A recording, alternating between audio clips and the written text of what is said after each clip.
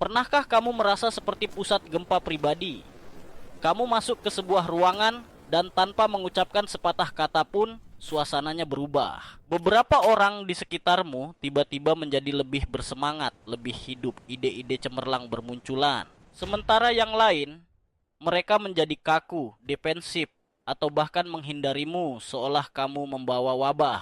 Jika ini terdengar familiar, kamu mungkin adalah apa yang kita sebut sebagai katalisator kekacauan. Ini bukan diagnosis klinis, melainkan sebuah archetype, sebuah pola perilaku yang memiliki kekuatan luar biasa untuk memicu perubahan.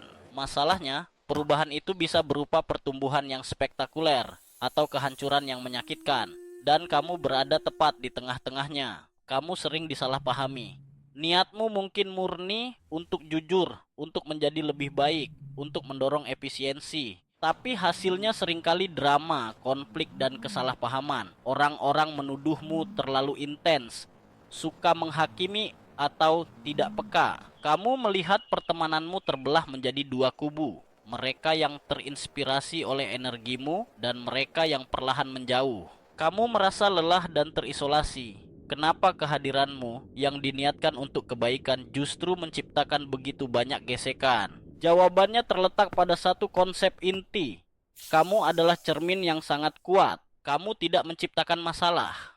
Kamu hanya memantulkan kembali apa yang sudah ada di dalam diri orang lain, baik potensi mereka yang terpendam maupun rasa tidak aman mereka yang tersembunyi. Mekanisme psikologis pertama yang bermain di sini adalah disonansi kognitif.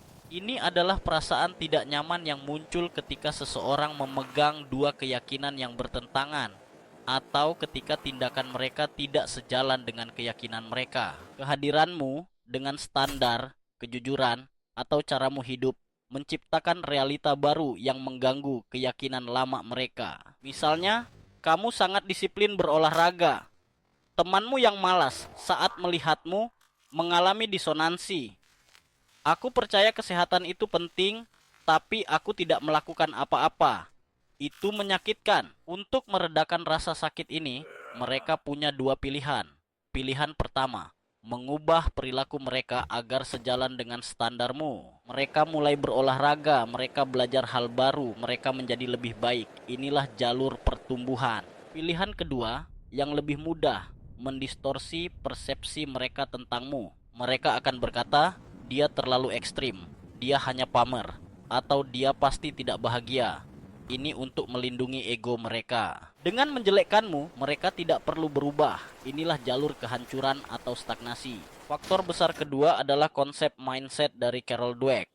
Mindset tetap versus mindset bertumbuh. Orang dengan mindset tetap percaya bahwa kemampuan mereka, seperti kecerdasan atau bakat, adalah bawaan lahir dan tidak bisa diubah. Ketika mereka bertemu denganmu, seseorang yang jelas-jelas bekerja keras untuk berkembang, mereka merasa terancam. Keberhasilanmu seolah-olah menjadi bukti kegagalan mereka. Mereka tidak melihat usahamu, hanya hasil akhirmu. Baginya, kamu adalah pengingat akan keterbatasan mereka. Maka, mereka akan menolakmu, mengkritikmu, atau menghindarimu untuk melindungi ego mereka yang rapuh. Sebaliknya, orang dengan mindset bertumbuh percaya bahwa kemampuan bisa dikembangkan melalui dedikasi dan kerja keras. Ketika mereka bertemu denganmu, mereka tidak melihat ancaman. Mereka melihat peluang. Mereka melihat peta jalan. Mereka akan bertanya, bagaimana caramu melakukannya? Atau boleh aku belajar darimu? Kamu menjadi sumber inspirasi, bukan intimidasi. Jadi, reaksi orang lain terhadapmu seringkali lebih mencerminkan mindset mereka, bukan tentang siapa dirimu sebenarnya. Mari kita lihat beberapa contoh di kehidupan nyata. Di tempat kerja, kamu adalah karyawan baru yang sangat efisien dan selalu bertanya, kenapa kita melakukannya dengan cara ini? Adakah cara yang lebih baik? Rekan kerja dengan mindset bertumbuh akan berkata, itu pertanyaan bagus. Ayo kita cari solusinya bersama. Mereka melihatmu sebagai aset. Rekan kerja dengan mindset tetap akan merasa terganggu. Pertanyaanmu terdengar seperti kritik terhadap pekerjaan mereka selama bertahun-tahun. Mereka akan bergosip di belakangmu. Contoh lain, dalam persahabatan, kamu memutuskan untuk berhenti minum alkohol dan mulai fokus pada bisnismu. Beberapa temanmu terinspirasi. Wow, kamu keren. Aku juga mau mengurangi minum dan fokus pada mimpiku. Hubungan kalian menjadi lebih dalam. Teman-teman lain merasa dihakimi. Ajakannya untuk nongkrong, sekarang kamu tolak. Gaya hidup barumu secara tidak langsung menyoroti pilihan mereka yang tidak sehat. Mereka berhenti mengundangmu. Bukan karena mereka jahat, tapi karena bergaul denganmu memaksa mereka untuk menghadapi disonansi kognitif mereka sendiri. Lalu, apa yang harus kamu lakukan? Apakah kamu harus meredupkan cahayamu agar orang lain tidak silau? Jawabannya adalah tidak. Tapi kamu bisa belajar menjadi katalisator yang lebih bijak dan tidak hanya menjadi sumber kekacauan yang tidak disengaja. Langkah pertama, sadar diri dan penerimaan. Pahami bahwa ini adalah bagian dari dirimu. Intensitasmu, doronganmu, kejujuranmu, itu bukan kekurangan. Itu adalah kekuatan supermu.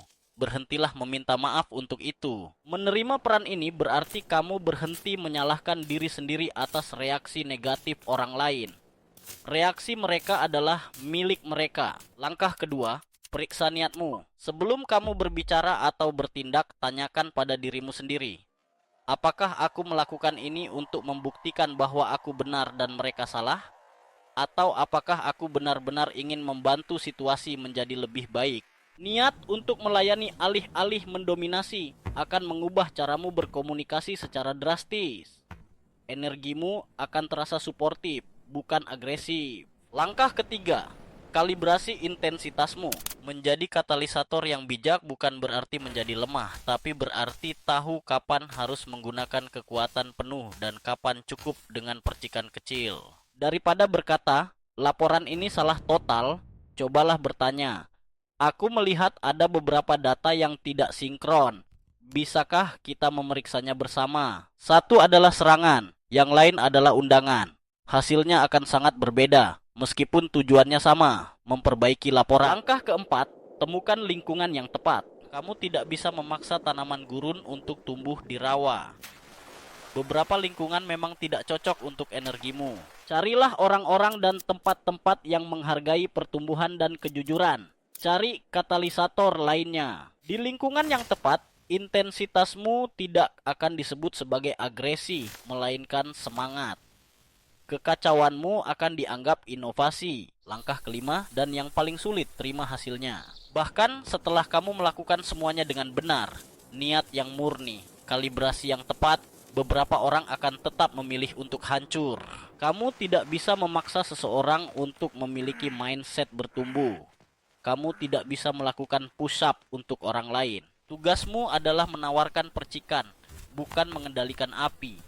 Biarkan mereka pergi dengan damai, tanpa rasa bersalah atau penghakiman.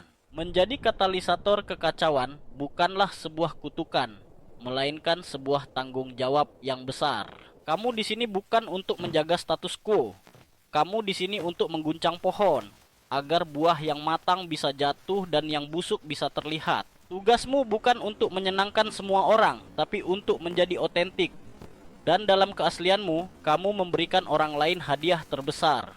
Pilihan untuk menjadi versi terbaik dari diri mereka sendiri. Jadi, rangkul kekacauanmu, arahkan dengan bijak, dan saksikan dunia di sekitarmu berubah.